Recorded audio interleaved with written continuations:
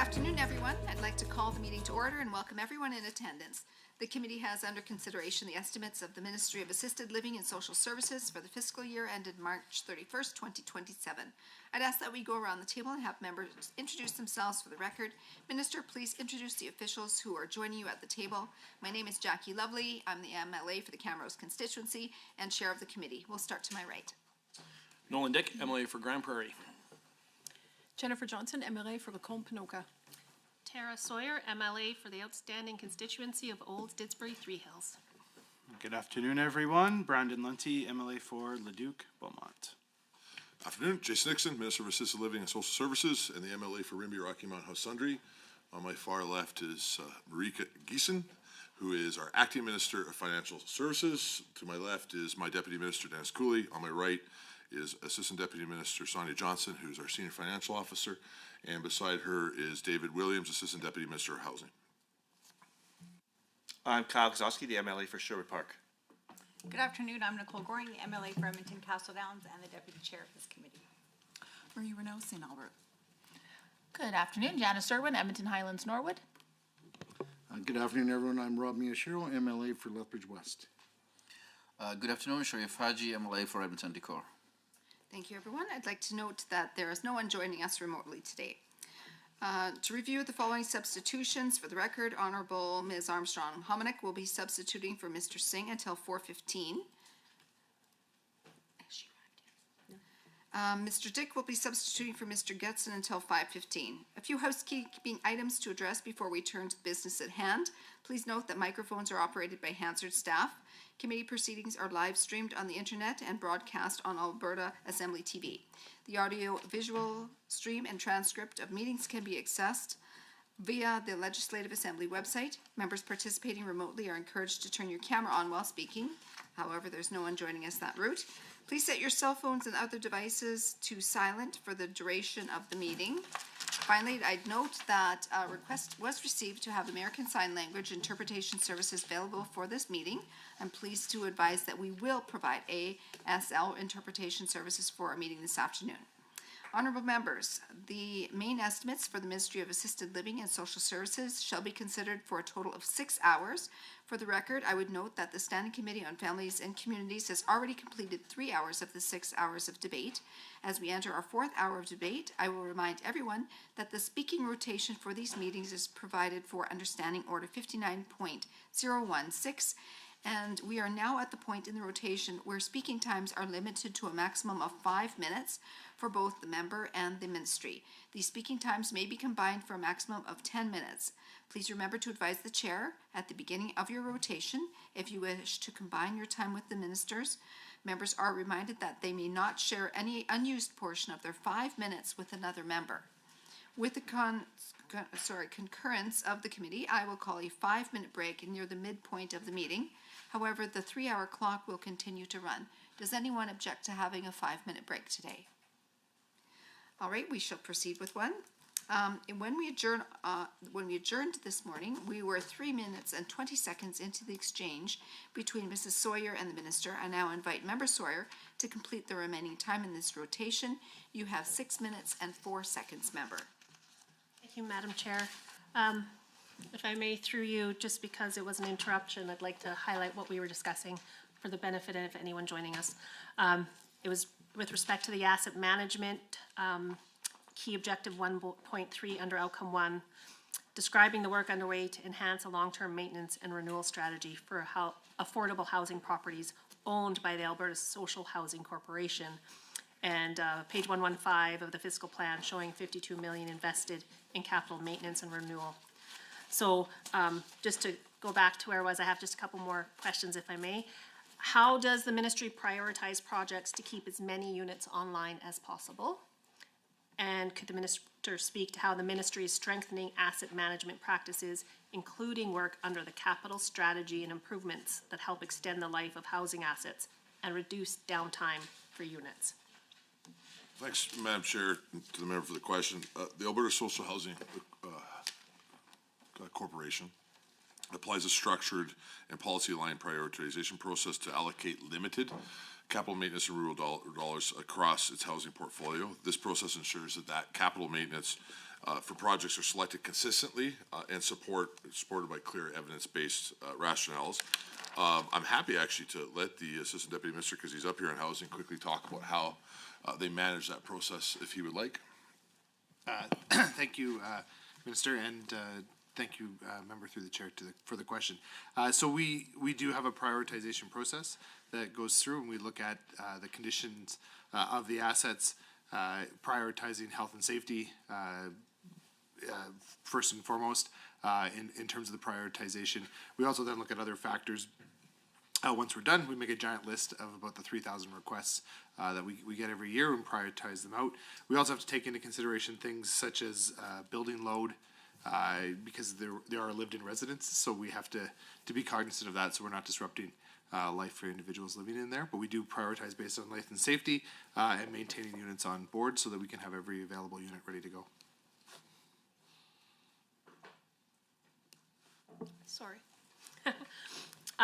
Okay, that was it for that. So if we could talk about the senior lodge program relating to seniors housing. In budget 2026, I'm happy to see there's an increased investment from budget 2025 in the Alberta Social Housing Corporation, shown in the statement of operations on page 37 of the business plan. The Lodge Assistance Program is delivered through the ASHC, and it supports housing providers serving low-income seniors and helps sustain lodge operations across the province. Noting that the Seniors Lodge Program Review Panel recommendations are informing improvements to help lodges meet evolving care needs. Through the Chair, the Minister, how will this year's increase to the Lodge Assistance Program help operators continue serving low-income seniors in their communities? And how does the ministry plan to implement the Senior Lodge Program Review Panel recommendations? So the budget itself will provide $64 million for the Lodge Assistance Program, which is an increase of $1 million in 2025. That funding will increase the current rate of $21.50 a day per eligible resident to $23.50 per day per eligible resident. So that's the biggest change as far as the budget change. As for the Lodge Review Panel, I'm actually going to let the ADM take you through that process. It has been completed. The member to the right of you chaired that process, did an excellent job, and ADM Williams' team is diligently working on implementing those recommendations. Go ahead, David. Thank you, Minister, and thank you for the question, Honourable Member. I would just say that there was 19 recommendations that came from the panel. It was a really comprehensive panel that was put together with industry experts and folks across the province. They gave us 19 recommendations. 3 of the recommendations have currently been completely implemented and are moving forward. The remaining 16 recommendations are currently under progress. We expect 4 to 6 of those recommendations will be fully implemented by June of this year, and the remainder are moving forward. As the Minister said, we have increased the lodge rate from $21.50 per day to $23.50 per day, and this, over the last 3 years, represents an increase of $10 to the lodge rate. So in 2023, it was $13.50 a day, and it's now moved up to $23.50 per day per resident. Thank you. In rural communities especially, I think having our seniors be able to age in place is incredibly important. That's the communities they've built and have such strong roots, especially in the agriculture community. So what I'd like to know is what steps are being taken to enhance the collaboration between lodges and continuing care so that our seniors can age in place and to reduce pressure on the acute care system. Yeah, one of the first improvements that the department has been directed to do as they merge continuing care into this ministry is to really focus on how the lodge program and the continuing care program connects. We've seen at times challenges, even in my own communities, where you would have had inside the former Department of Seniors and Housing would be running the affordable housing component of the senior lodge. But down the same hall in the same building, there would have been an AHS continuing care facility, and that those staff did not connect well. We also saw challenges where home care was not allowed to enter our lodge programs as another example. And obviously treating individuals in a lodge program the same way you would inside their homes, because it is their home, by allowing home care to be able to do their work there is another way that we can help people remain in age in place, this time in a lodge program rather than their home. But it prevents seniors from having to use the hospital or to go into continuing care prematurely. And so the department is working again through that process. And ADM Williams Shop also has now taken control of all the capital side of continuing care, just like they do for housing, which allows that planning to take place in one division to figure out how to make sure we utilize our infrastructure the best way possible and to make sure that infrastructure is connected. ADM Williams doesn't run home care. Assisted Living Alberta does do that, but by allowing him and his team to do their excellent work that you already see taking place in housing, is making sure that lodges and continuing care are working together, which is, we're seeing some really good opportunities from that. And over the next couple of years, we'll continue to adjust to be able to make sure that we maximize the capacity that we already have, all with the goal of making sure people can remain in the best spot that they want to remain in their community for as long as possible. Thank you so much. Over to the official opposition. Okay, so no, I'll go block time, thank you. Blocked, okay. So I'm going to start my questions with the shared income for severely handicapped. And so for your reference, I'll be referring to 2026-27 government estimates, page 65, section 3, and key objectives supporting outcome 2 on page 34 of the ministry business plans. I think before I start, I'd like to, say something about AISH. I think it's really important to remember that when everybody is moved from AISH to ADAPT, what the ministry hasn't said is that they're changing the definition of what severe disability is. So from 1979 until now, adjudicators have made decisions about who is severely disabled and who is not. And that was based on a few pieces of criteria, which is the disability is permanent, there is no therapy that will change that disability. It will permanently impact their ability to earn a living and support themselves. And for that reason, AISH was established, and people on AISH were allowed to work and earn up to $1,100, just about $1,100, without having their benefit impacted dollar for dollar. Now, the whole point of that was if they earned more than that, AISH would come down, and hopefully, if the disability miraculously changed and it wasn't sporadic and they were able to work, that they would just transition off AISH. So I find it offensive that the minister says that the program previously, people weren't allowed to work. So that's false. I just wanted to clear that up. Google AISH age and residency criteria, and you'll learn that in Alberta, you must live in Alberta, and you must be a Canadian citizen or permanent resident to be eligible to receive AISH. I imagine lots of people were Googling that because the Premier said, again, spreading misleading information, that immigrants were accessing social services. So my first question is, how many immigrants received AISH in 25-26 budget forecast? Or in the 25-26 fiscal year, and how many immigrants is the department budgeting for in this particular budget? So we know that AISH caseload growth has been steady for decades over several governments. We know that contributing factors to this steady increase, and it's not Trudeau's fault, advancement in life-saving care means more Albertans are surviving strokes, aneurysms, heart attacks, stage 4 cancer diagnosis, and traumatic brain injuries. It also means more Albertans are surviving life-changing accidents that leave them with spinal cord injuries. We understand more now about disabilities that we can't see than ever before.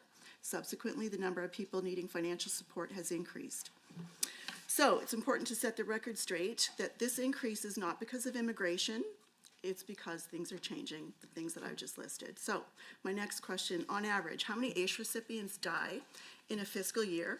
How many move out of province in a fiscal year? How many age out at 65 in a fiscal year, and how many leave because they found permanent employment in a fiscal year? My third question, on average, how many new to the program severely disabled Albertans received AISH last year? And how many because they turned 18? How many moved to Alberta? How many because of a new injury? How many because of a palliative diagnosis? And how many because of immigration? And finally, the most important question I think that people want to know is when will we know what the new definition of severe disability is? Last year, the department noted less than a fraction of 1% of the allegations of AISH fraud were substantiated. In fact, there was a total of 81 fraud charges with 42 convictions in 24-25. That was not just for the 80,000 people on AISH. That includes income support, PDD, FSCD, which are tens of thousands more. Not too long ago, the Premier mused that fraud was the reason that AISH was escalating, that it was rampant in AISH, but the facts don't support that claim. So I'm curious why this government would share misleading information in the legislature about fraud as it relates to AISH. I encourage them to stop spreading misinformation. Next question, what is the total amount the department is spending on fraud-related activities related to AISH? How much is recovered by these activities? How much of this work is contracted outside of government? And what is the value of those contracts? And given this government's problems with procurement, what procurement safeguards will be built in to ensure that we don't have the problems that we saw in healthcare? Now, program delivery for AISH and ADAP is costing $26 million in '26 for program planning and delivery. That's a 90% increase in delivery from last year. I would appreciate it if the minister would outline that, why we need that increase. And again, given this government's ongoing issues with procurement, we're alarmed that a 90% increase exists without any details. So is the 90% cost increase in program planning and delivery a one-time increase, or will it be repeated next year? And FTEs have gone down in this ministry, so I'd like to know where the $26 million will be spent. Thank you, Member. We'll just pause, Minister, to allow Member Armstrong-Helminick to introduce herself for the record. Hello, everyone. MLA for Saskatchewan, Vegreville. Thank you, Member. Minister, to you. Thank you. I think, Madam Chair, it's a little rich to accuse any member of the House, whether it be the Premier or any member around this table, of providing misleading information while spending your full 5-minute segment providing misleading information, but I digress. We're here for the Department of Assisted Living and Social Services budget. And the budget, when it comes to disability supports, is something the government's proud of and that the legislature should be proud of. I sure hope all members will vote for it. It was disappointing to see the official opposition vote against supports for the disability community last time around. This time around, it's going to be, again, another unprecedented amount, the highest amount in the history of the province that we will invest inside this space, $3.7 billion, which is a year-over-year increase of almost $100 million. Now, that fits in line, Madam Chair, with what the United Conservative Government has done since they took power in 2019, when they increased disability funding by $1 billion since 2019 when the UCP became the government. That's an increase, Madam Chair, of 40%, which is what this budget is about. It also maintains the 2% or the indexation process as set out by the Department of Finance. This year will be 2%. We'll continue to see AISH rates, which are legislated, continue to increase. They will be $1,940 a year in this budget, which is significantly higher than all other provinces in the country, and something that we should definitely be proud of as a legislature and continue to support going forward. I also want to recognize that we will be changing and adding a second component to our disability services ADAP. Alberta's new program for individuals who face disabilities but are able to participate in the workforce or want to participate in the workforce. You know, just comparing this process straight to AISH and then to ADAP is not the right way to do it. What the member is glossing over is hundreds, if not thousands of Albertans who have a disability that would not be able to go on AISH and receive supports because they would not meet the high threshold of AISH, are now going to be able to have access to other disability supports through ADAP that will make sure that they can continue to receive supports and be able to participate fully in the workforce. You know, the core of some of the changes that have been made after lots of consultation comes from originally from a letter from an Albertan who had gotten MS, was an accountant, and cancer, I believe, at the same time. Had went through that treatment and had her situation stabilized. It could change, but it was stabilized. She was highly educated, and she wanted to re-enter the workforce, but she wanted to know that she would have that safety net if things deteriorated later in the future. And so AISH can't accommodate that. That's not how the program was designed. Doesn't mean AISH is not important. AISH is important. That's why we're keeping it. That's why we're keeping it legislated. That's why we're keeping it high as far as payments compared to the rest of the country. But now we're providing an option for that individual who she can return to the workforce. In her case, because of her education level, may not actually need any of the ADAP supports for a period of time, but may not be able to get medical supports from her employer because of her medical situation. This will ensure she receives those medical supports going forward. This will ensure that she can keep her income that she is earning and be able to live the best life possible. And then if things change, and with MS they could, that she knows that she has that safety net to fall back on ADAP supports. And if things change beyond that, where you can't even work, that she would have ACE supports to fall back on. So, the fear-mongering of saying that the program disappears or that it's being cut, when you can clearly see it's not, is being invested in at the highest levels that it's ever been invested in, indexed, providing more options for people that face disabilities to be able to enter to receive government supports than any government has done. And on top of that, also investing just over $250 million in this budget to support individuals who face disabilities that are attempting to enter the workforce with things like simulated work sites, job training, transportation support, and other issues to be able to make sure they can fully participate to the best of their ability in what they want to do inside our society.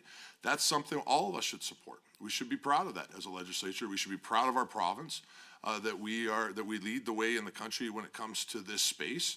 And I certainly hope everybody will continue to vote to make sure that we can keep it. I mean, I think any implication that we should change this process would result, let's be clear what that change means. It means our people would get less money, they would get less supports, and they would not be able to have the best opportunities to participate in the workforce, which is not something I don't think anybody would want to support. Makes no sense at all. I'm looking forward to seeing this program implemented over this budget year. Thank you so much, Minister. Over to the government members. Thank you, Madam Chair. This morning we touched. Dr. Shared time. So. We're shareful.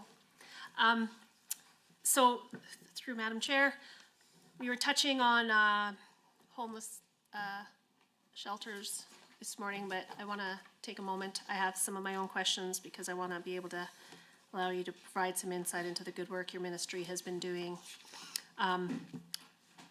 We all know how important it is to ensure that the vulnerable Albertans have access to safe, stable housing.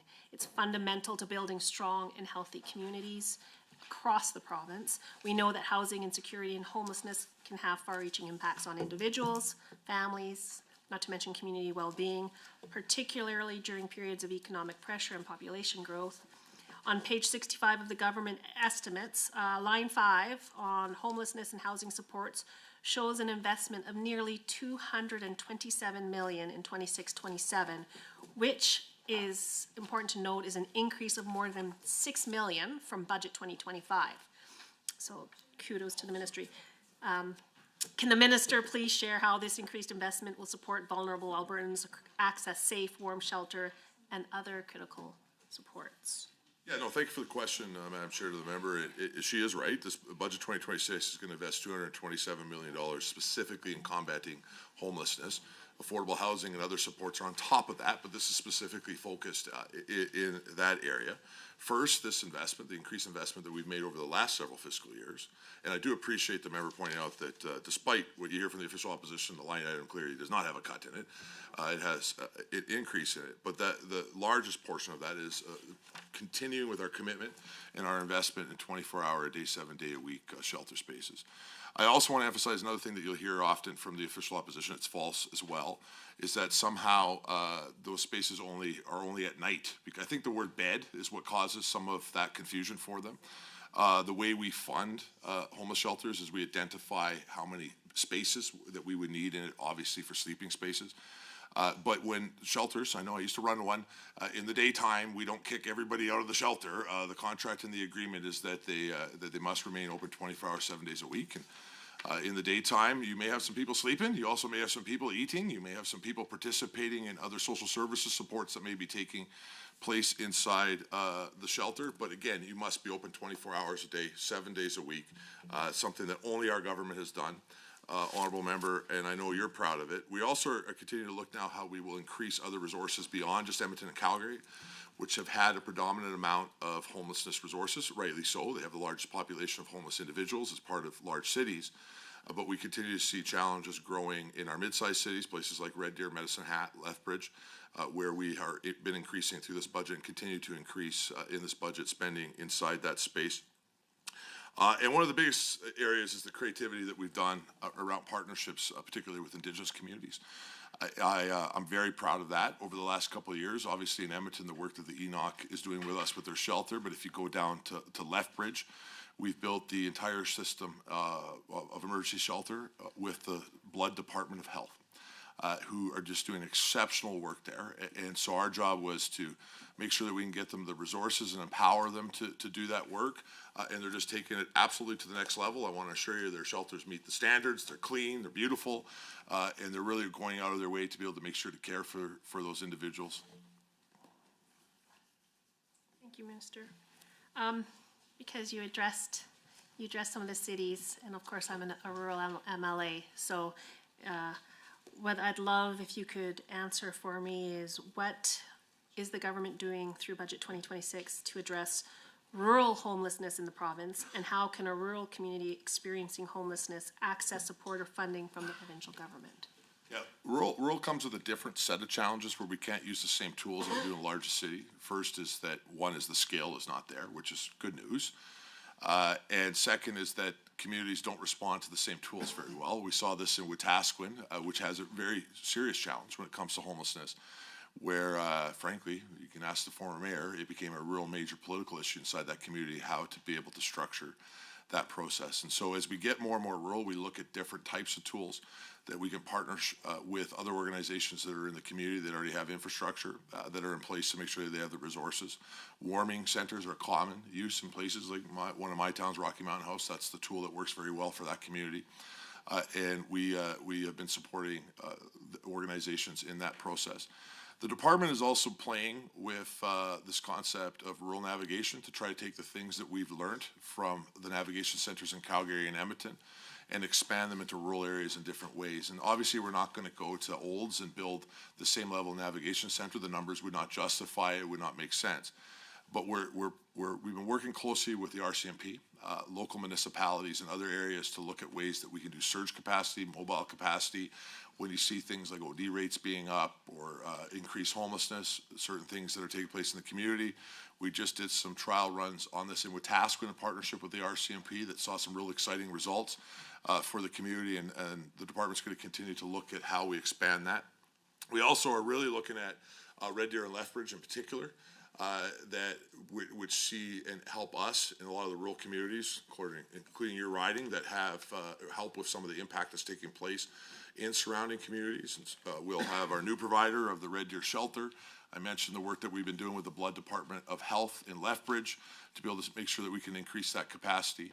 And then our other major tool that we're working on in this space is continuing to build our partnership with Mr. Wilson's department with mental health and addictions. There's a tremendous amount of overlap in that space. As an example, Mr. Wilson's department's recovery coaches, staff, the navigation centers in both Calgary and Edmonton, and we continue to look for ways that we can coordinate together to be able to access our shared clients in the best possible way. Thank you. That actually is a perfect segue into what I wanted to ask you next. With respect to homelessness, but looking to page 33 of the business plan, key objectives 1.5 states, ALSS is implementing provincial housing-focused and recovery-oriented delivery model that supports people experiencing homelessness to access the services they need to support their long-term housing stability. And in the initiative supporting key objectives, it says in 2026-27, $217.5 million is allocated to support homeless shelters, navigation and support centers, and housing with supports programs to assist Albertans experiencing homelessness. So given that navigation and support centers have been in operation for almost 2 years in Edmonton and Calgary, can the minister elaborate how these centers continue to support and assist Albertans experiencing homelessness, and how you're measuring the success and outcomes of the support centers, particularly in helping individuals transition into stable long-term housing? So this budget will increase funding in this space for homelessness, as I said, and the navigation centers are a key part of the work that we do. It's simple things sometimes, like providing government ID, by far the most popular service inside the navigation centers. All of us who worked in that space were not shocked by that, but everybody else was. But also getting access to income and medical benefit supports, mental health and addiction connections take place there. Indigenous culture supports are a big part of the work that takes place in the navigation center. Health supports, probation and justice supports. simple stuff like cleaning up warrants to be able to make sure that you can move forward can take place in the Navigation Center in a productive way. Connection, obviously, to shelter and housing being a core part of it. The Navigation Center support on average between 90 and 125 people each day in 2025. So they are being accessed by the community as a direct connection to where individuals can get supports. The centers, as of March 2nd, so the beginning of this month, both centers have supported 18,819 unique Albertans to access critical services and supports. They continue to do their work. And again, the most important part about them is our partners. It's not about the Navigation Center in and of itself. It's that we are able to bring all the partners together in one location to be able to access services. When I worked at the muster seat in Calgary, somebody would come in and they would have 4 or 5 different challenges. And we used to have this thing called the Street Survival Guide. And you'd have to say, go over here to get your diabetic foot issue dealt with. If you want to go talk to income supports, then you're going to have to go down 3 more blocks here, and then you got to go over to here to get your housing supports, and then you had to hope that that individual who was already dealing with some pretty tough times was able to get to all those locations. What we do now is we take the Street Survival Guide and we put it in one location to get everybody access to the help they need. And sometimes that's just having a warm place to sit and be able to talk to somebody who understands and can be an ear that you could talk to, or a place that you could have a hot cup of coffee and understand what's taking place. Anybody who's been to the Navigation Center has always enjoyed it, and we continue to have leaders from all over North America come to see the work that's taking place in the Navigation Center and try to mimic it elsewhere. I will stress again, can't do it without those partnerships. So. Thank you so much, Minister. Over to the official opposition. Thank you, Madam Block. Chair. Yeah. Dr. Scher. Block. Okay. So I was asking questions, Madam Chair, on 3.1 and 3.2, and I didn't hear one answer to any of the questions that I asked about AISH, about the definition of AISH. I asked about how many immigrants were received AISH, or how many do they project will receive AISH in the coming year. I asked about fraud. I asked when we will see the definition of AISH. I asked about the 90% increase in program planning and delivery, $26 million. Since the ministry actually reduced the FTEs by 3, my question was, who's going to do this work? Is that going to be contracted out? And what will the procurement look like?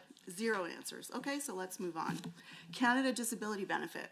After years of lobbying the feds, disabled Canadians were successful getting the federal government to address the pressures related to disability poverty in Canada by creating the disability benefit. The disastrous rollout of this government of the clawback was so full of misinformation it left people confused and fearful, and to this day there are people that are still struggling. They're getting letters saying your AISH has been reduced because you didn't submit this form. That's happening. These are folks with barriers. Disability poverty includes specialized transportation, assistive devices, medical equipment, staffing costs, rent sometimes for an accessible unit. And to make matters worse, call centers started calling people and they could not even understand the instructions. They had to be home to get a call back. Some people don't have cell phones. And all of this was to reduce AISH by $200. Now, here's my questions. What percentage of AISH recipients is the ministry projecting will receive Canada Disability Benefit in 26-27? How much less will be spent on AISH benefits in that same year because of this benefit clawback? And what is the projected total of the clawback? My next question, does this ministry stand by the rhetoric that AISH is generous enough and severely disabled Albertans don't actually need the extra $200 specifically to address disability poverty? Next, had the CDB not been available to take away from severely disabled Albertans, what would the cost of AISH, so that would be line 3.2, have been? Over the next 3 years, how much is the department planning on receiving from the Canada Disability Clawback or savings due to the corresponding reduction? So what I find extraordinary about this is that the federal government made this extra pot of money available to people with severe disabilities. Now, this government's going to change that definition, so we don't actually know who we're talking about. But anyway, people on AISH right now are still severely disabled. This money was meant to be a cushion against poverty. And I don't think, unless you know someone with a disability or understand the life that they live, I don't think people understand what $200 can do. Now, do I think it was enough that the feds made available? Absolutely not. But $200 is a game changer. It can be the difference between getting evicted eating, getting your medication, getting glasses if you need them. It's everything when you are living in poverty.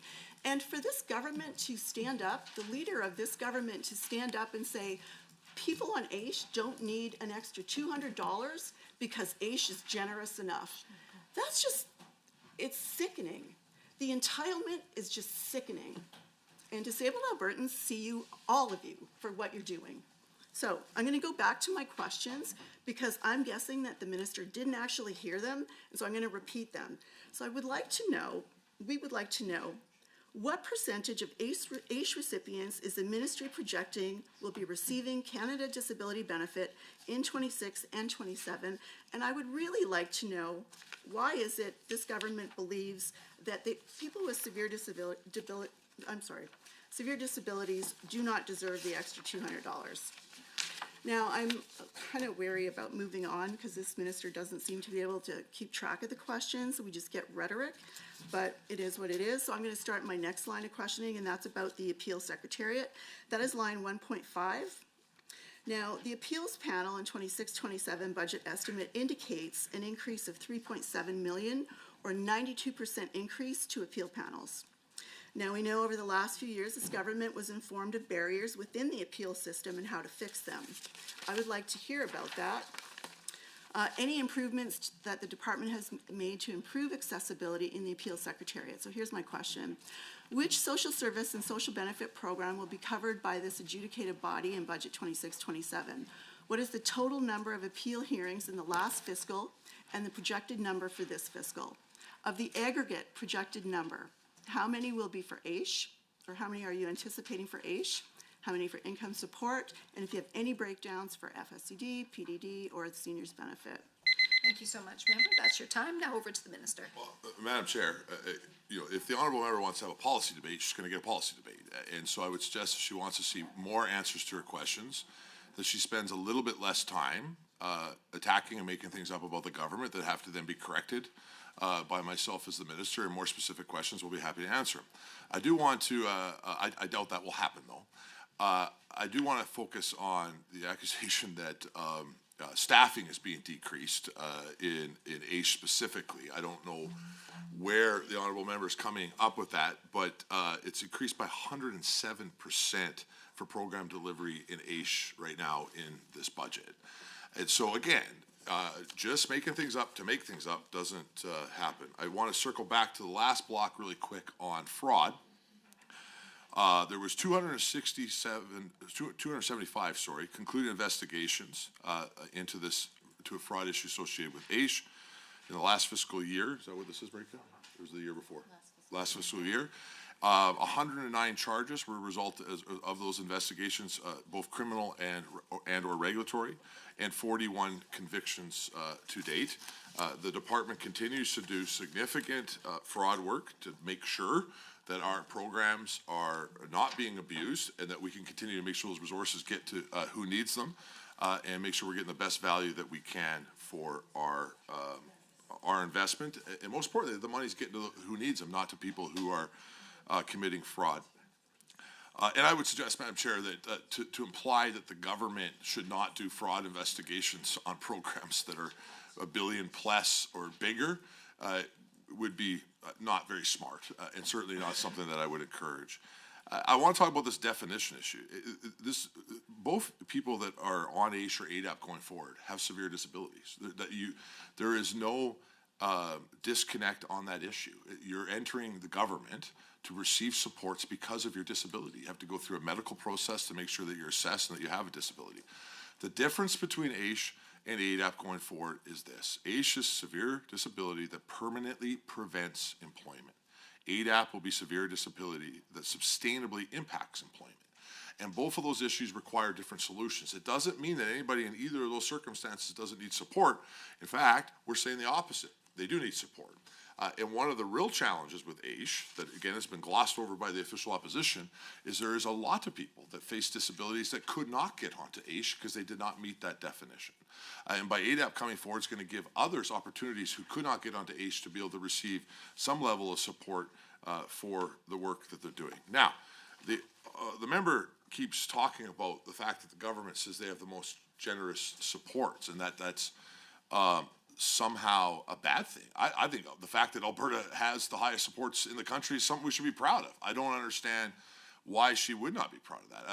I think some of the stuff that we see elsewhere in the country, frankly, is appalling by other provinces.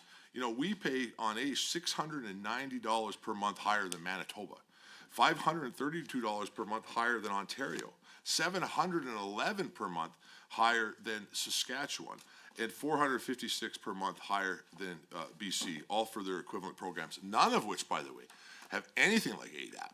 So anybody that is going to be able to enter our programs here in the province on ADAP would not be able to get on any program inside that province. So yes, that's something we should be proud of. That does not mean that people in these circumstances are not struggling. It does not mean that we don't care about them. It's exactly the opposite. We care about this situation so much that we in this province decide to invest more than any other province inside this space, something that we should be really proud of. I mean, again, you know, when the government of Alberta, even in these tough economic times, is spending $3.7 billion specifically just on standing with the disability community, that is a strong, significant investment for the Alberta government that shows that we continue to be committed to this space going forward, and we are going to continue to do it. It's legislated. It's something that we think is important. It's why we're proud to be the government that indexed AISH benefits as an example. And that we're bringing forward new programs to continue to be able to expand that process going forward. So again, if you got specific questions, we will do our best to answer, Madam Chair, but you got to drop the rhetoric around it. If not, I'm going to focus on responding to the false information that is coming from the official opposition, because what's mostly appalling about it is it continues to provide fear inside the disability community that something is taking place that is not. And I will respond each and every time to correct a record on that. And that will be my priority for my blocks if that's what the honourable member chooses to do. If she would prefer to ask specific questions, my ears are open. Okay, thank you so much, Minister. Please proceed. Blocked or shared? Blocked or shared time? Minister, are you okay with shared time? Of course. Excellent. Well, thank you so very much. Through the chair. Minister, we both know that it's been about over a decade now of failed Liberal governments. The cost of living has risen, the cost of gasoline has risen, groceries have climbed. It's a serious issue, but we also know that this is really important to Albertans, that they're able to put nourishing food on their tables in order to be able to sustain their way of life and be able to actually get a good job and be able to go to work and be able to survive. And I understand that Alberta's government over the last several years has provided food security funding to support multiple community organizations across Alberta. So I just want to confirm, this is on page 65 of the government estimates. Now it says that the government invested $112 million in community support services. Can you confirm that this continues to support Alberta's food security and confirm that it falls within the community support services line item? I can. In budget 2026, we are maintaining food security funding within the community support service line on page 65 of the government estimates is where that would be located. Interestingly enough, we are also the only government that has actually invested in the food bank space. The only ministers of social services who ever invested in the food bank space all have my last name, but I can't take credit for starting it. The other was my little brother was the first one to invest in it when he had this portfolio.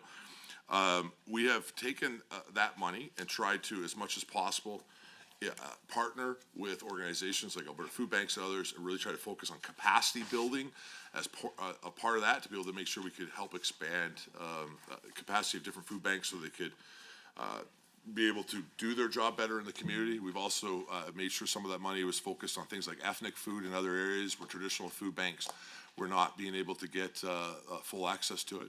But to answer the honourable member's question, yes, it's there. I can confirm it, and it's on page 65 of the government's estimates. Excellent. Well, thank you very much, Minister, through the chair.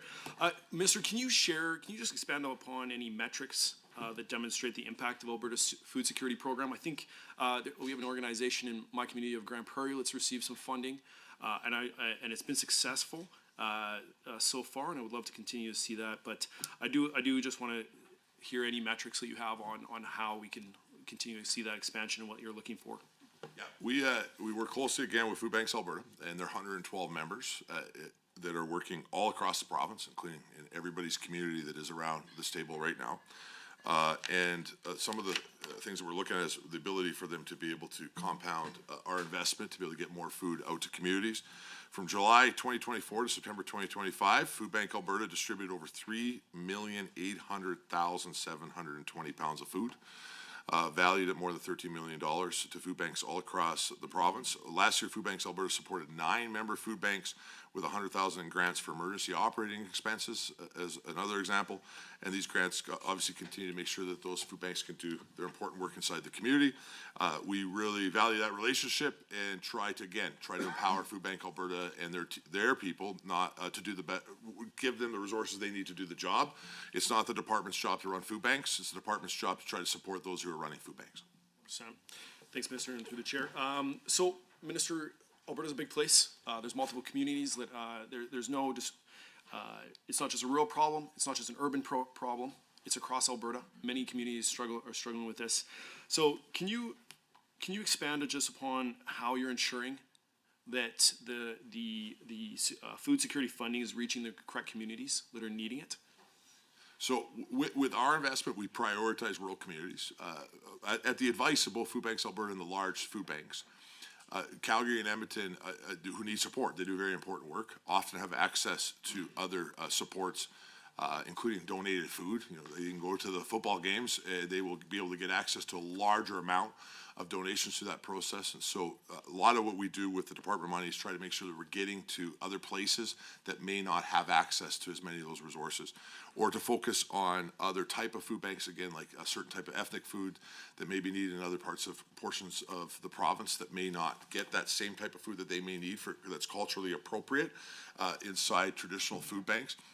And so, again, we work with Alberta Food Bank to try to distribute that resources across province, focused on capacity in underfunded areas as best as we can. I have another question just on this area here, Minister, and thanks, Chair. Can you expand on how you're working with community partners? This is a key aspect, as you mentioned before, just on how they're the ones distributing, your department helps fund them. But how are you working with community partners and other levels of government to ensure food security supports are both sustainable and coordinated over the long term? I think both of those are super vital portions of this. I just want to make sure that those are continuing and going strong.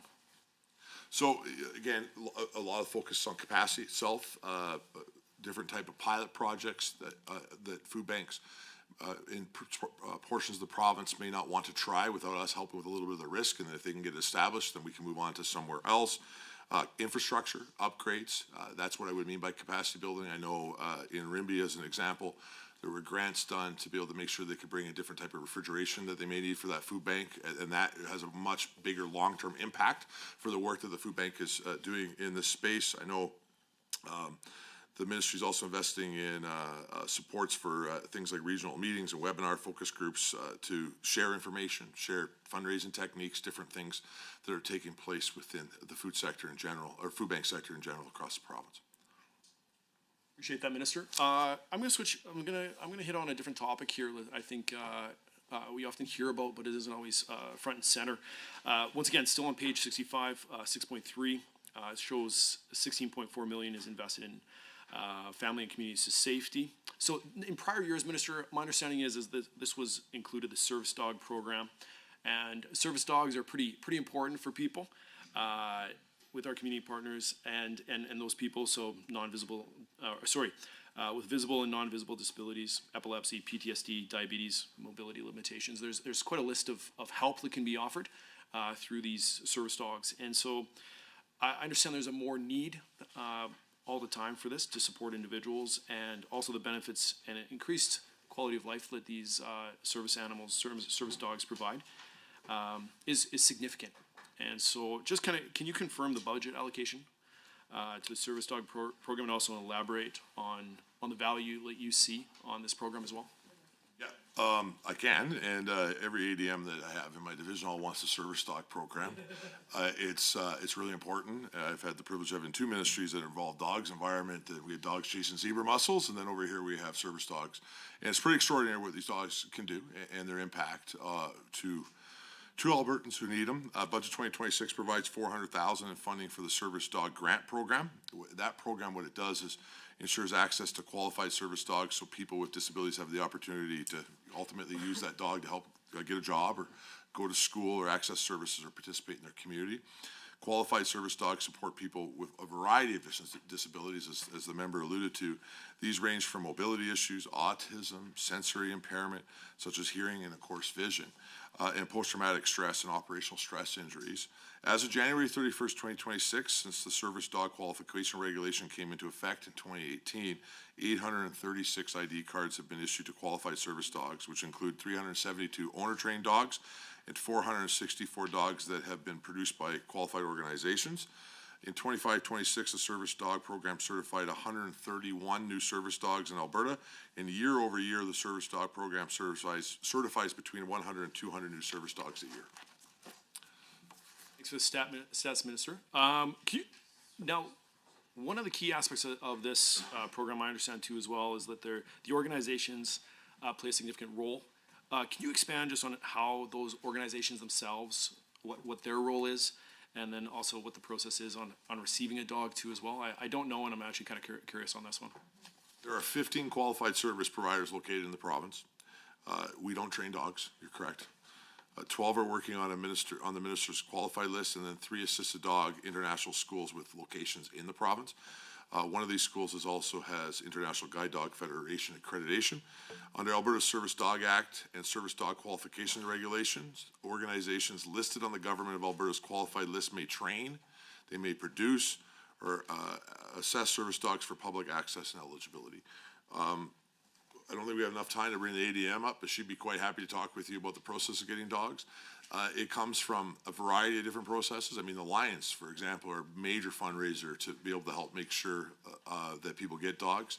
But those dogs need to be trained to a standard that they need to be qualified. So it's not just about trying to get funding to help people get dogs, which is an important part of it, but it's also making sure that you build an appropriate training and qualification process for those animals.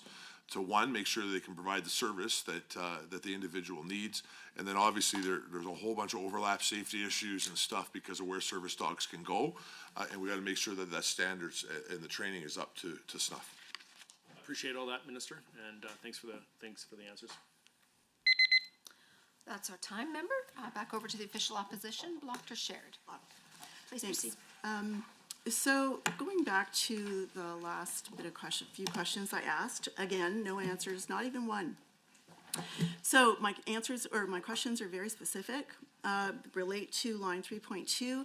How many people left AISH last year because they moved out of the province, they died, whatever reason? How many people left AISH last year, turning 65, whatever? Next question. How much was clawed back so far in last year for Canada Disability Benefit, and how much is the ministry projecting that they will claw back, so reduce AISH? How much will they reduce AISH because of the Canada Disability Benefit? Again, line 3.2. I asked very specifically, how many immigrants receive AISH? Because the Premier was pretty clear that immigrants are driving up the cost of social services. How many? Saying that, we haven't really done anything, we really didn't change the definition, you're severely disabled, it's not changing. That is incredibly ableist. It's actually shocking to hear that this government has decided that a certain group that they're labeling as severely disabled, they have decided they're just unemployable, that's it, you're kind of a write-off. The other group, yeah, they can work and they can earn more money. So, and I'm telling you this not because this is how I feel. This is the feedback from the disability community. And I will tell you that the fear that is out there is not because I'm saying anything, it's fear. It's fear of the unknown. They can't answer a simple question. What is the definition of severe disability that will cause you to be eligible for AISH? It's a simple question. When will they get that? All of these changes are based on that one simple fact that we can't get an answer for. But the minister will give us rhetoric for 10 minutes saying, I can't answer that because it's not specific. These questions are specific. Point of order has been called. Please proceed. Okay. Well, thank you, Madam Chair. I'd like to raise a point of order 23 H, I, and J. Frankly, it's probably been applicable to every single word the member opposite said this afternoon. It's quite clear she's here making accusations against the minister, against the premier. She used the term rhetoric numerous times. I find that incredibly rich. The member opposite feels entitled to use the estimate process to tee off and go after the government and then gets offended when presented with facts. This is clearly a point of order on 23 HI and J. Thank you, Madam Chair. Go ahead, member. No, this is clearly not a point of order. In fact, we've been quite, I guess, restrained, and I've been quite restrained in not calling points of order against that very minister for his rhetoric. And I can tell you quite clearly that using the term rhetoric is certainly not a point of order. So I would encourage the minister to be as respectful as we're trying to be towards him in asking questions, and I would like us to continue on with this debate. Well, thank you so much, members. It's been a pleasure listening to both sides. We're going to be here for a very long time this afternoon, and I would like to hear some very thoughtful questions and some very thoughtful answers. So if we could just bring the temperature down a little bit, just be considerate to one another, focus on the budget. Let's proceed. Thank you. It'd be great if we could get some answers. 1 year ago, this ministry announced a massive overhaul of AISH under the guise of employment without much detail. Now, we saw it trickle out for months. We still don't know what is the definition of severe disability to qualify for AISH. Disabled Albertans, people that love and support them, want their questions answered. They want to know what the new criteria for AISH eligibility will be and why the ministry thinks slapping a permanent unemployable label on someone is helpful in any way at all. They want to know why they are being moved, why they will lose the ability to appeal, and why they were not included in the process of designing the new program. And very specifically, very simply, they want to know who was consulted specifically. Because the people that I spoke to, and actually people that reached out to me, said, how can I get involved? How can I give a submission? And I said, I don't know, because this government doesn't like to share that information. So here are a few questions. Well, actually, I was going to ask this question, but we saw the ministry release something yesterday, so it answered a few of my questions. I was going to ask, what assumptions are made about the number of individuals on ADAP and the number of individuals on AISH that would allow for line 3.2 financial assistance grants to cost $1.6 billion, which is a significant reduction. Now, I know people over 60, people that live in facility, people that are palliative, or this government has decided are severe. I don't really know what that means, but they're saying that, no, they'll be fine. They're going to stay on AISH. So they're making decisions about who's going to go there, but they're not clearly saying this is the new eligibility, and that is a problem. So will 100% of AISH recipients who are moved to ADAP, which is $200 less than AISH, will they all get the new $200 ADAP grant? And if not, what criteria will be used to decide who gets that? So according to the ministry's 24-25 annual report on page 38 to 42, they're spending $81 million on Career and Information Services, CEIS is their acronym. Based on the Work Outcomes Reporting Project, they have another acronym, it's WARP, 67% of Albertans found that they found employment 3 months after taking exposure courses, doing a placement, or a workshop. With a reported 14,146 unique Albertans using CEIS and 67% success rate, we have a significant employment deficit. Add to that a 6% unemployment rate and a lack of even basic accessibility legislation, and a picture is emerging. Now, the Premier will brag that 30 people in a program were placed, again, spewing the last thing she heard without context, but we don't have real information about what the jobs plan looks like. We don't even have basic information about what is the criteria to qualify for old AISH or new AISH or whatever you're going to call it.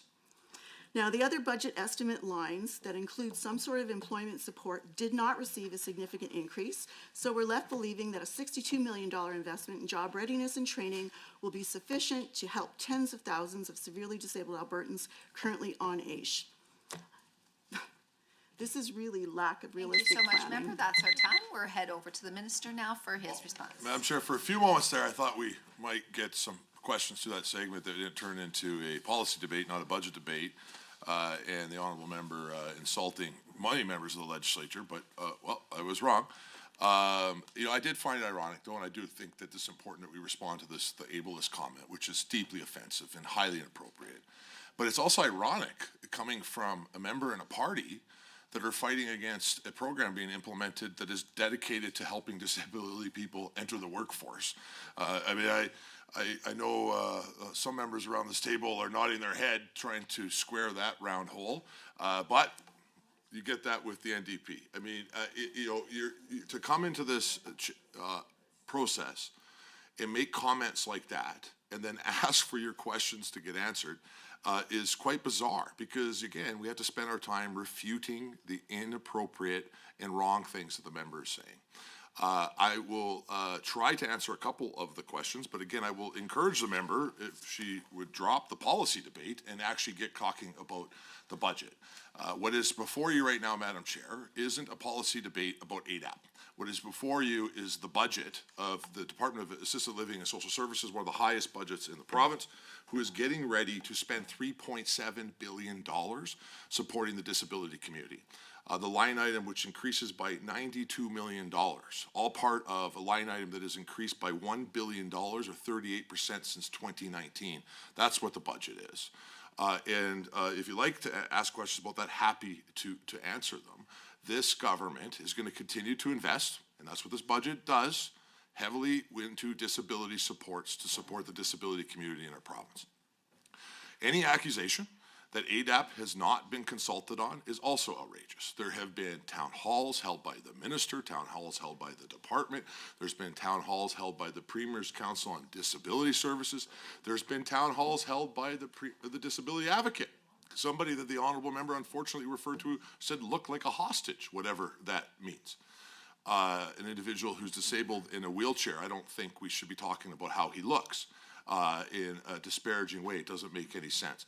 But it has been widely consulted on across the system, and as a result of that consultation, changes have been made to the process which the member referred to yesterday to make the system better, and taking that feedback that we received very, very seriously to be able to make sure that we can make that program better. There's two ways you could do it, Madam Chair. You could do it the way the NDP did it, which is make programs behind closed doors and then just launch them, and that's that. Or you could do it the way we did with ADAP, which is say this is our goal, but we want to sit down over a period of time to be able to make sure that we can have this be accomplished. I do want to talk about the second part of the budget that the honourable member keeps missing when it comes to ADAP, and that's the $246.8 million investment in career and employment services, because we do believe that people that face disabilities that want to enter the workforce should enter the workforce. We are not going to go with that rhetoric and say that there can only be one program and that people that face disabilities cannot work. We fundamentally reject that. So, Madam Chair, if we want to have a policy debate, that's the difference in policy. The official opposition seems to want to keep only one disability program that results in people not being able to work at all. And we believe there needs to be two programs because 1 in 5 Albertans face disabilities and they're not all the same. People face very different circumstances and sometimes need different supports.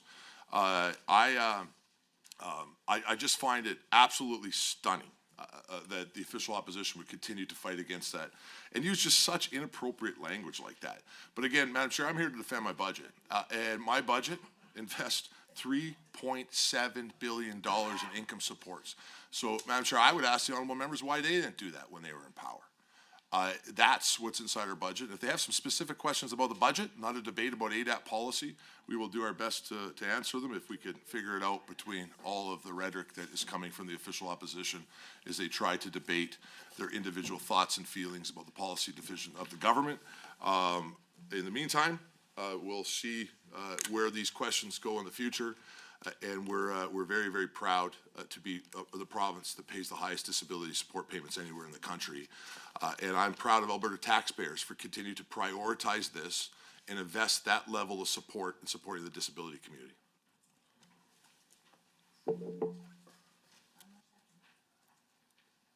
Okay, that's the time.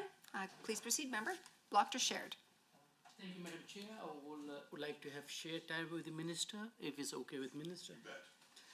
And thank you, Minister. I wish to acknowledge the Minister and the entire team for your continued commitment to enhancing the safety and overall quality of life of Albertans, with special attention to our seniors in Alberta. And through you, Madam Chair, to Minister, my question is on elder abuse prevention. and protecting our older Albertans is critical to the health and well-being of our communities. And I see that on page 33 of the ALSS 2026-2029 business plan, key objective 1.7 is to prevent and address elder abuse by raising awareness, supporting coordinated community responses, and collaborating with government and community-based partners. And under the initiative supporting key objectives, it says in 2026-2027, 4.1 million is allocated through grants to prevent elder abuse. And my question is, what actions will the government be taking to reach this objective? And B, I understand that budget 2026, 4.1 million investment into elder abuse prevention builds upon the work your ministry has been doing. And what are the outcomes you have seen from these efforts so far? Well, thanks for the question. The member's right. We are investing $4.1 million towards prevention and supports for older adults that are experiencing elder abuse in the province. That's actually just shy of a $100,000 increase this year. Give you a couple examples of where that money would go. $1.52 million to the Alberta Elder Abuse Awareness Council to support coordinated community response networks. $1.7 million for the Unison Elder Abuse Shelter in Calgary and the Sage Senior Safe House in Edmonton. $840,000 to the Alberta Elder Abuse Awareness Council, again for the Safe Spaces program. Also to them $50,000 to enhance the Indigenous Resource Liaison grant in that space. This is what the process here is about: coordinating community response programs. Communities actually hire an elder abuse caseworker who leads the local coordinated community response and provides supports and referrals to older adults that are experiencing these type of circumstances. We also in our province currently have 2 shelters for older adults that are fleeing abuse in Calgary and Edmonton, with a total of 25 beds available across both shelters. In Calgary, the Unison Elder Abuse Shelter has 14 shelter beds. In Edmonton, the Sage Senior Safe House has 7 shelter beds plus 4 transitional suites that work inside this space. And it continues across multiple budget years.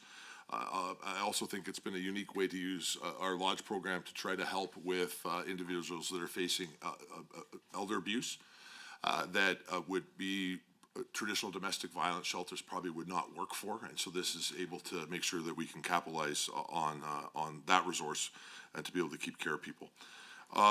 The Alberta Coordinated Community Response Program, as I said, is also unique across Canada. It ensures that older adults have access to local supports that are tailored specifically to their needs. ALSS, a multi-year commitment to funding this program, has enabled Alberta Elder Abuse Awareness Council to build the capacity in communities across Alberta and ensure more older adults have access to supports when and where they need it.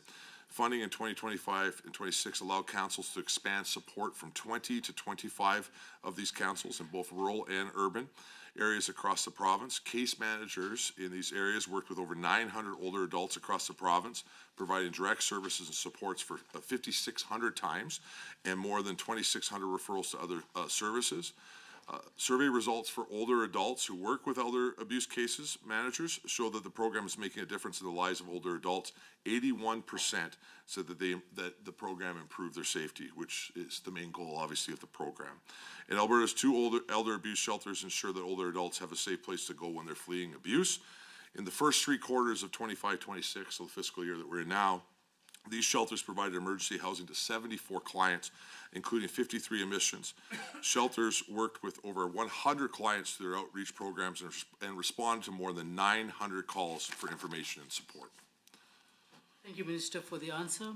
And my next set of questions is on seniors aging in place, SHARP, and through you, Madam Chair, to the Minister, and supporting seniors to age safely and independently in their own homes is an important part of building healthy and sustainable communities across Alberta.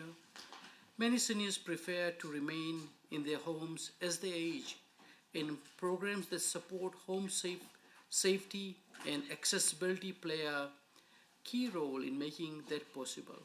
And I see on page 66 of the budget line 7.3 shows 1.565 million allocated to seniors home adoption repair program SHARP, and this program plays an important role in supporting seniors to age safely and independently in their own homes by providing low interest loan for home repairs and accessibility adoptions, and by helping seniors make necessary medications such as improved accessibility, safety upgrades, and essential repairs. SHARP also helps reduce pressure on the continuing care system by delaying or preventing the need for more intensive support. And can the Minister please outline how this funding will ensure seniors continue to access timely home repairs and adoptions, and how is this ministry ensuring that SHARP remains accessible to seniors across the province, including those in rural and smaller communities? Yeah, thanks for that. The SHARP grant that you're referencing on page 66 is for low-income seniors who do not qualify for the SHARP loan program due to insufficient equity in their homes, and can only be used for basic or essential home repairs. But if you go to page 67, you can see the SHARP loan program, which is referenced there. That's $8 million that's allocated to SHARP, which can be used for accessible safety upgrades and broader ranges of home improvements to be able to help people remain home. That program offers low interest loans to ensure seniors have access to funds that enable senior homeowners to make renovations that can improve accessibility, address necessary safety upgrades, and make other needed home repairs. Eligible seniors can access up to $40,000 in loans. Those loans and accrued interest do not need to be repaid until the senior sells their home. The interest rate is equivalent to prime lending rate and simple interest, not compound interest. And using the prime lending rate with simple interest charge keeps the program sustainable by offsetting the government's cost of funding and administrating the loans, while still providing senior homeowners a more advantaged rate that is available to them that they would not receive if they were trying to go to the open loan market. How we're ensuring that SHARP remains accessible to seniors is that the program itself is particularly helpful to address some of the unique needs of rural seniors. For example, a senior may seek a loan to dig a well, install a septic tank, or address safety and security concerns by repairing or replacing fencing or gates on larger rural properties. And is very accessible in that type of a space, recognizing that not all Albertans remain in urban areas. Thank you, Minister. If you could please expound on what types of home adoptions or repairs are most commonly supported through SHARP, and how do these upgrades help seniors remain safely housed? Typically, and I'll just add another question, since go we're there. And how does SHARP align with broader government objectives around aging in place, reducing continuing care demands, and supporting seniors' independence? Thank you, Minister. Well, SHARP is an important tool for our main goal, which is trying to make sure that everybody remains in the place they are best to be for their unique circumstances. And people who want to remain at home for as long as possible end up helping the government by not taking up space inside acute care, as an example. It's also better, obviously, for those individuals to remain in their home for as long as possible. And SHARP's one of the tools that we use to do that. Some examples of common programs are house roof repair and replacement, window upgrades, furnace replacement, flooring replacement, and of course bathroom repairs, adaptation, those type of things that you would need to be able to make the house more accessible. Typically, the program provides in Alberta around 430 loans per year at an average of about $12,000 a loan. And again, can be used for a variety of different reasons. $1.6 million has also been allocated to SHARP to also provide grants to help low-income senior homeowners who are not eligible for loans with basic home repairs as well. So it's just one of our programs, a suite of programs designed to help people be able to age in place. Thank you, Minister. To the official opposition, Block Chair. Block, yep. Okay. So going back to more of the unanswered questions. So on line, line 2.3 on page 65. So I've heard the minister say a number of times today that just a massive investment in career and employment services, $246 million. But really, all that's changing this year is $62 million. Now, I'm not saying $62 million is something to sneeze at. It's not. It's a significant investment. But that brings the total up to what the minister is talking about. So we already were investing almost $200,000 in career and employment services. That actually had a target of first it was 65%, then it was 67% success following 3 months of finishing the program that you would be successfully employed. So 67% success. Now, if these programs were so successful that you're gonna, dump more money into, we wouldn't really have the problem that you're describing, would we? About people with disabilities not having the jobs that they needed. And there's a reason for that, because these programs are not specifically only for people with disabilities. It's all kinds of people that have difficulty finding and keeping employment. So naturally, their expertise is not going to only be for people with disabilities. Now, this morning I heard the minister say that there were 64 service providers that they found that were specifically going to be looking at working with people with disabilities. So I guess my question is, of the 64, can you tell us a bit about the procurement process that you used for those contracts? And tell us how many of those organizations were supporting people to find and maintain employment 2 years ago, let's say. So if the minister could answer those questions, that would be lovely. Now, the other question I had that the minister again refused to answer because he said it was rhetoric, but on page 160 of the fiscal plan, if you look at the full-time equivalent chart, you'll see that in the ministry that we're talking about here, they reduced their workforce by two FTEs. So as you will recall, my question was, this ministry increased program planning and delivery by 90%, that's line 2.1, by $26 million. That's a whole lot of administration when you've lost 2 staff. So my question was, who's going to do this work of program planning and delivery? Is just going to be staff doing just more work with the same money? Are you going to contract out? Or can you tell us a little bit about that procurement process? That would be lovely. Yeah. Okay, going back to my comments about ADAP. So the minister says ADAP, it'll be great. People can work. Listen, I want to be clear. I've said this a number of times, but I don't know, the minister likes to put words in our mouth. I think employment for people that can work and that want to work is vitally important. I think it's incredibly important. In fact, I'm on public accounts, and I think there are some people around the table that are also on that committee, and I think that I bore the hell out of people because I'm always asking questions about accessibility and pathways to employment, whether it's advanced education or JET or whatever it is. I'm talking about, like, what are you doing? Has this ministry talked to you about opening pathways here? I hear the aeronautic fields are looking for more people. Here's an ideal group of people that might be able to be trained. So I'm asking questions all the time. And what I get is the same answer. Yeah, no, we don't really do that. We don't have that data. In fact, I would suggest post-secondary education, they don't even track people with disabilities that graduate, how successful they are getting employment. So when the government says, no, trust us, we're going to dump $62 million, it'll be great. We have questions about that. It's unfortunate this minister won't answer them. So anyway, so the $62 million in line 2.4 in government estimates, career and employment supports. Okay. So even if half of the people that stay on ADAP, so we've already established that people that get PDD, people that are severe, people that are palliative, people that are over 60 are going to be fine. They're going to stay with AGE. So let's say about half stay with ADAP. That means 40,000 people are going to need to find some work or something to keep their income up to where they're used to. Because if it drops under where it is right now, which is just over $1,900, a lot of people will lose their homes. A lot of people won't eat. So, assuming that people with severe disabilities can actually keep a job, we don't have time to talk about that. What happens around episodic disabilities? What happens then? They get the job, they maintain the job, but then 6 months later, MS. You know what? It's episodic. That's what happens. It continues to get worse, and then maybe that happens. What happens? Do they get to go and apply to go on AISH again, or maybe appeal that decision? No, because those rules have changed. But, again, we don't know what the definition of severe disability is to qualify for AISH. We're still waiting for that basic question to be answered. So many questions.